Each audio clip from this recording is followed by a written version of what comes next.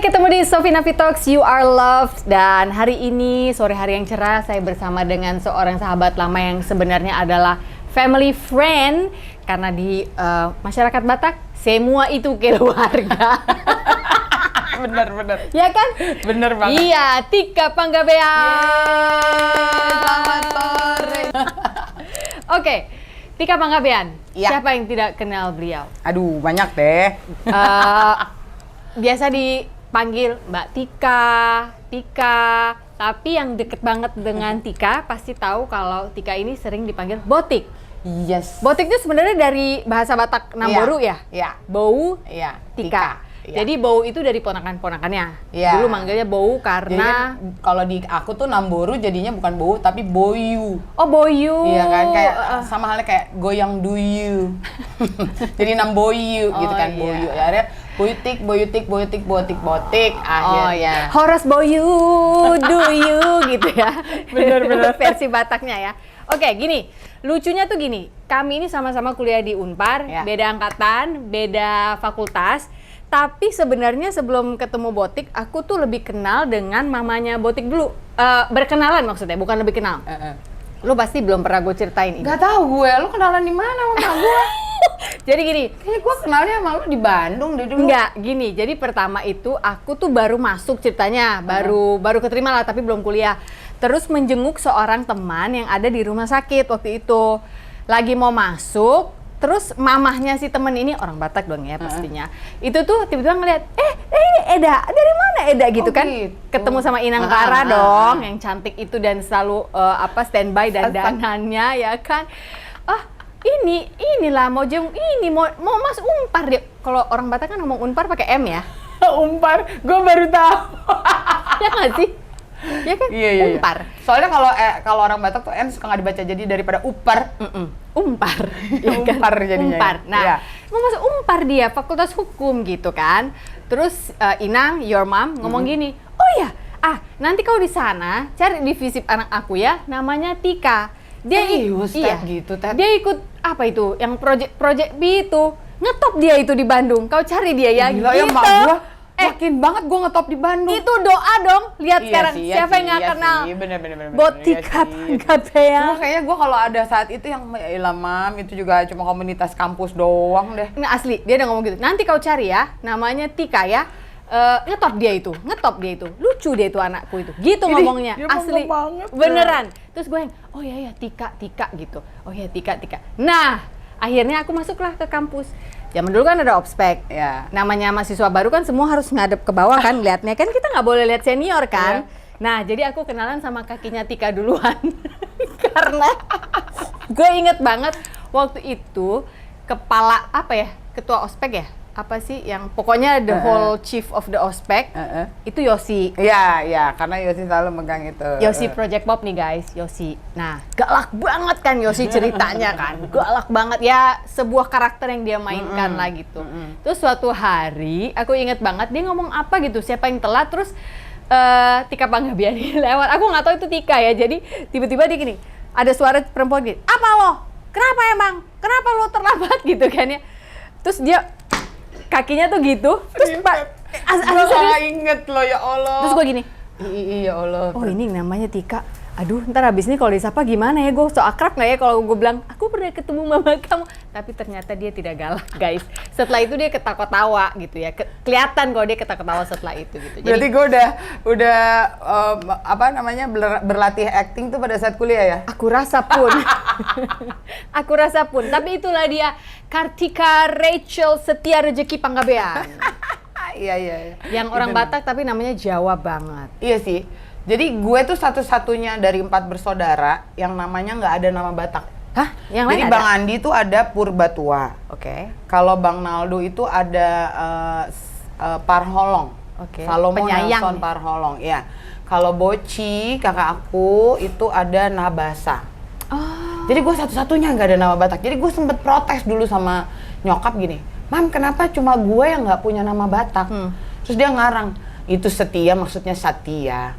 Satya emang apa bahasa Batak? Tahu, mungkin maksudnya setia, tapi bahasa Batak di gitu Setia kan kalau banget ya. Orang Batak tuh ngomong banget. Iya. Panas banget ya gitu kan. Mungkin dia pikir, terus gue terima-terima aja. Jadi gue juga sampai sekarang bertanya, kenapa cuma gue yang nggak ada nama, bahkan sangat Jawa ya.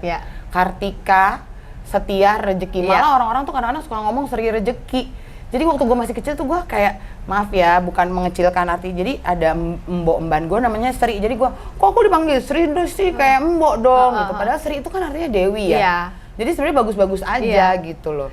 Jadi orang kadang-kadang tuh suka mikir gue namanya Sri Rezeki padahal Setia Rezeki. Tapi gue juga masih bertanya, kebatakan aku cuma di Panggabean doang. Nah, aku pertama kali tahu nama lengkapnya itu Setia Rezeki, itu tuh zaman kuliah, aku inget banget ya. Itu tuh aku udah mulai nge-MC waktu itu di sebuah pub di Fame. Tika Panggabean udah mulai ikut show-nya Project P. Belum jadi Project Pop nih guys, belum. Terus aku waktu itu kalau lagi senggang, ikut temanku namanya Andin yang adalah orang wardrobe kalian ngejahit-jahitin payet tuh di BH-nya Tika Panggabean satu-satu tuh sampai burem gitu ya. Zaman itu pernah. Nah, tapi waktu aku tahu namanya ada Setia Rezeki, aku gini, kayaknya nanti ya kalau aku punya anak misalnya perempuan namanya harus ada Setia Rezeki deh. Soalnya aku ngelihat orang ini ya, itu kayaknya tuh keberuntungan tidak pernah lepas dari dia. Aduh, gitu. Amin. Bener, God's favor itu kayak nggak pernah hilang dari Tika Panggabean ini. Kayaknya kuliah lancar-lancar aja hidup lo gitu kan. Walaupun lama sih, jujur 6 tahun lo gue lulus. Iya, tapi kan lo udah banyak ikut ya zaman dulu itu disebut sanggar kali ya. Iya, sanggar. Project B itu gitu. Kan lo aktif gitu, jadi jelas gitu apa yang dilakukan gitu. Jadi menurut gue, wah ini orang ya, nama itu ternyata memang doa. Jadi Setia Rezeki itu sampai hari ini pun aku nggak pernah lihat karirmu putus menurut aku. Aduh, selalu ada dong. aja yang dikerjakan. Which brings me to my next question. Kan visip ya, nggak ada cita-cita jadi dubes. Kan kalau orang Batak kan, biar jadi dubes lah kawinang, entah konjen-konjen atau apa gitu. Jadi papi almarhum itulah Tet, yang sebenarnya berharap aku menjadi diplomat sebenarnya. Nah, terus udah gitu ada masanya memang aku ketika akhirnya aku masuk visip, terus ngambil jurusan hubungan internasional, papi tuh kayak mendapatkan sedikit secerca harapan anaknya bakal jadi diplomat, kerjanya di Deplu gitu kan. Tapi kan sebenarnya jujur saja, ini juga pasti banyak terjadi pada teman-teman yang nonton. Kita tuh kadang-kadang kuliah tuh yang penting kita kuliah aja. Kerjanya nanti kayak apa sih gimana nanti. Karena kita nggak mau disebut pengangguran lulusan SMA doang kan. Ada status mahasiswa. Tapi kebetulan emang gue waktu lulus itu tujuannya memang pengennya visip gitu loh. Sebenarnya tadinya pengennya psikolog. Tapi ternyata psikolog itu membutuhkan kecerdasan yang sangat tinggi dan sebaiknya adalah lulusan IPA. Masa sih? Gue lulusan iya dong. Nggak boleh sos dulu. Boleh, cuma anak-anak IPS tuh mungkin ada sulit kali ya karena mengikuti lama, gitu loh. Ternyata tidak semudah yang gue bayangkan. Terus gue masuk sastra Inggris. Kata Dado, abang gue yang kedua tuh, aduh udahlah jangan, kalau bahasa Inggris aja lu les aja lah gitu. Padahal kan lebih dari itu ya masuk sastra Inggris. Oke lah. Akhirnya gue masuk komunikasi, tapi nggak keterima di negeri, nggak keterima di UI, nggak keterima di Unpad. Ya udah keterimanya di Unpar. Itu aja waktu penjuruan kita tuh gini, apa ya? Gue sebentar udah centangin HI, sebentar Ani, sebentar HI lagi. Ani itu administrasi niaga ya, bisnis. Kayak semacam ekonomi lah. Ya.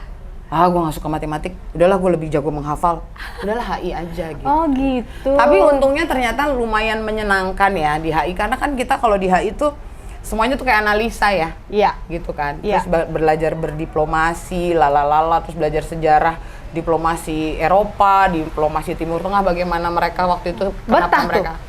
Betah kuliah itu dulu. Iya, akhirnya betah, mau nggak mau betah karena dosennya galak. Sumpah dosennya galak banget, tapi kalau dipikir-pikir sekarang, Ted, bener juga, semua tuh negara-negara yang akhirnya menjadi negara-negara hebat, diplomasinya juga jago gitu kan. Nah, itulah kembali lagi papi berharap ya udah deh. Dulu dia awalnya pengennya aku jadi pilot. Dia pilot lagi, matematik lah, mata nggak boleh sakit, gigi aja nggak boleh bolong. Gigi gue bolong di mana-mana gitu kan. Dan gue nggak berminat jadi pilot. Terus gue bilang gini, Pap gak usah jadi pilot, pramugari aja ya. Tapi kamu gendut. Bukan siapa? Bukan body shaming ya bapak gue. Siapa yang ngomong? Si papi? Ya, walaupun dia nggak ngomong, tapi orang-orang gini, lo mau jadi pramugari kan lo gendut. Gitu. Tapi lagi-lagi bukan body shaming. Sekarang gue mengerti kenapa pramugari harus singset ya. Ya nggak harus gampang kan untuk, segitu ya. Untuk bantu orang dia harus. Kalau dia segede gue jalan, iya loh kesenggol orang gitu kan, make sense gitu sebenarnya. Tapi terus udah gitu akhirnya, ya udah kamu sekarang di FISIP ambil HI, semoga jadi diplomat ya nak. Terus gue bilang diplomat ya Allah, susah banget ya gue harus masuk Deplu ya. Ya udah, tapi ya takdir hidup, jalan hidup mengarahkan gue ke sana, ketemu sama Padiangan, bergabung sama mereka, dibikinin. Kemudian Padiangan pecah jadi P-Project, dibikinin Project Pop. Semua sih sebenarnya tidak pernah dicita-citakan lah, Ted. Walaupun aku seneng juga di bidang seni, tapi dari dulu tuh sebenarnya cita-cita aku cuma sederhana loh teman-teman. Apa itu? Aku cuma mau jadi backing vokal. Tapi jadi backing vokal juga nggak sederhana. Om Pongki pasti tahu jadi backing vokal tuh susah ya. Iya kan? Iya. Dia justru yang bikin seorang penyanyi itu jadi bagus. Iya benar. Ya jadi kan? memperkaya kan jadinya. Gue tuh cuma pengen jadi backing vokal lagi. Dari tanah Jawa Barat ya. Makanya aku ikutan VSM. Paduan suara mahasiswa. Jadi sebenarnya backing vokal apa vokal grup nggak salah nih, maksudnya aku biar bener-bener ngerti nih maksudnya waktu itu lihat siapa contohnya. Sebenarnya dua-duanya. Jadi dulu di zaman aku kuliah, kemudian Oon masuk. Oon tuh angkatan 91 ya, Oon almarhum. Dialah menjadi pencetus Parahyangan Voices. Oon iya, Oon itu. Dan gue selalu berharap, wah gue keterima nih. Tapi kayaknya eksklusif gitu anak-anak Bandung waktu itu SMP 5 atau SMA 5. SMA 5? Iya kan? Iya, Kang Deden almarhum dong. Itu dia yang pimpin. Kalau nggak Kang Deden, Kang Nay. Udah, dua itu, ya kan? Betul banget. Nah, tapi akhirnya karena gua nggak mau daftar ragu-ragu tuh, Ted, akhirnya aku ya udah. Tapi sebelumnya aku udah ikut PSM. Aku nggak tahu kenapa. Tapi lu ikut PSM kayaknya nggak lama ya? Justru PSM iya sih. Jadi aku sempat ikut P-Project, Padiangan waktu itu, terus dia gitu vakum, aku aktif di PSM. Tiba-tiba aku dipanggil lagi nih sama Padiangan, yuk ikutan lagi. Akhirnya PSM-nya yang ditinggal. Pokoknya gini, intinya aku suka sekali harmonisasi suara. Jadi menurut gue orang yang suaranya juga biasa-biasa aja, dia tetap bisa menyanyi. Oke, dia mungkin tidak bisa menjadi penyanyi tunggal, tapi dia bisa bergabung dengan orang lain untuk membuat sebuah harmonisasi yang enak didengar. Katara Singers di zamannya, Elva Singers, ya, itu seneng banget. Nah mereka kan kadang-kadang juga menjadi backing vokal ya sebelum mereka akhirnya dulu banget. Pernah denger Pahama nggak? Pernah. Pahama itu kan keren banget. Iya. Casero. Jadi aku tuh kayak diisme sama sebuah grup yang mengharmonisasi suara mereka, yang itu tidak saja menjadi kelompok sendiri, tapi dia juga bisa menjadi backing gitu loh. Lu udah lihat impian lo jadi kenyataan nggak? Lu sadar kan, lo vokalis di Project Pop sekarang ini sebenarnya you're living your dream. Nah, tapi ya itu mungkin ya itu ya mimpi dalam bawah alam sadar, akhirnya Tuhan yang arahkan. Aku tetap tidak menjadi penyanyi solo kan?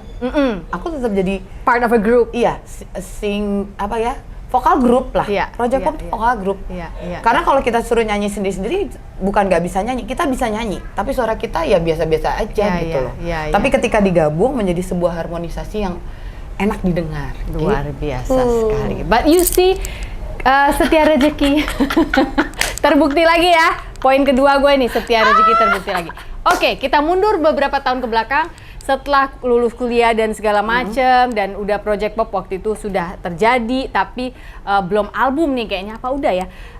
Suatu hari, aku ingat Boting ngomong gini, Tet, lu kan udah siaran tuh di Rase zaman dulu ya. Gue tuh mau disuruh siaran di Hard Rock sama sahabat Manes ya, Tommy itu sahabat aku SMP gitu. Bener. At the same time, Tommy juga nelfon aku. Gue mau disuruh siaran sama Tika, itu bukannya kakak kelas lo di Unpar gitu, aku inget banget. Dan waktu itu Hard Rock membuatkan mereka acara Susu Tete, suka-suka Tika Tommy. Itu berapa lama? Setahun. Nah itu awalnya apa namanya dipasangkan begitu karena apa? Siapa? Pasti kan ada kayak talent coordinatornya. Waktu itu kan masih di Bandung kan? Iya, enggak, sebenarnya aku udah lulus udah di Jakarta. Udah di Jakarta. Tapi masih bolak-balik Bandung. Oke. Siapa lagi kalau bukan Ibu Mutia Kasim? Oh, Mukas lagi nih ya. Mukas. Oke. Karena waktu itu yang pegang Hard Rock FM itu kan Mukas. Iya. Ya kan? Kalau nggak salah waktu aku ditawarin tuh Hard Rock FM tuh mau jalan 2 tahun apa mau jalan 3 tahun. Jadi masih awal-awal banget. Iya. Nah, ini sebenarnya lucu juga nih teman-teman. Jadi aku juga selama masa kuliah, aku tuh pengen banget jadi penyiar radio. Oke. Di Bandung gitu ya. Pengen jadi penyiar OS. Kamu penyiar rase kan? Iya. Pengen jadi penyiar rase. Tapi gue pernah loh ngasih lamaran ke rase. Tapi kan gue kan nggak tahu ya caranya melamar sebagai penyiar radio tuh gimana. Jadi gue cuma datang bawa CV apalah asal-asalan, ya nggak dipanggil lah, gitu. Udah gitu mungkin suara gue bukan radio sound kali ya. Suaranya justru radio sound dibandingin aku cempreng. Nah berarti faktor jalan hidup. Iya jalan hidup atau enggak faktor waktu itu sih gini. Lo dipanggil nggak? Ya maksudnya gini, at least gue dipanggil lah buat dites suaranya gitu. Itu not even gitu enggak gitu. Kayaknya nggak dilihat deh ini gue. Terus anak-anak gini, lo daftar ya kemana ke rase gitu. Ya jelas aja lah mesti yang cantik-cantik tahu. Masa? Gitu. Ada nggak juga lah orang-orang sirik kan ada aja yang begitu ya. Enggak kan Kang Yana loh. Nah tapi ya gitu. Aku tuh kalau punya keinginan ya Ted, aku hanya mendem dalam hati, terus aku nggak ngoyo, aku nggak istilahnya kalau anak sekarang nggak ambi gitu ya. Jadi aku cuma gini, aku pengen jadi penyiar radio, tapi ya udah kalau sekarang belum, ya nanti juga nggak apa-apa sih, gimana jalan hidup aja, gimana Tuhan aja. Nggak taunya, pas aku udah di Jakarta dipanggil lah sama Bu Mukas, sama Bu Besar, lu siaran, kayak gitu, ya kan gitu ya tipenya, siaran lo, ya Bu, saya nggak punya basic siaran, gampang, udahlah, bisa lah. Terus gue bikin acara apa Bu? Udah special show aja setiap hari Rabu apa Selasa itu malam jam 10 sampai jam 12 sama Tommy. Terus lu mau nama acaranya apa? Ya sekarang acaranya konsepnya kayak gimana Bu? Ya suka-suka lu aja, ngapain lah hari ini bahas itu gitu. Ya udah kalau gitu suka-suka, ya udah suka-suka Tika Tommy aja gimana Bu? Namanya Susu Teteh. Ya udah boleh jalan. Oh Susu Teteh dari lu tuh keluarnya tuh buat. Ih, ya udah akhirnya itu. Iya. Terus akhirnya ya udah jalan setahun. Terus gue sampai gini. Ini cita-cita gue yang dulu loh. Tapi emang butuh waktu sampai Tuhan bilang, iya sekarang. Setia rezeki. Kembali lagi.